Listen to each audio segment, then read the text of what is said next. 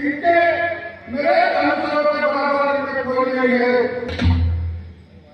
हर तू समझो समझवंता तो फिर तुम्हारे बिन भगवंता। फिर खाटू संत वे समान बलवान थे, उन्हें बिना भगवान के कोई नहीं मार सकता। सूर्य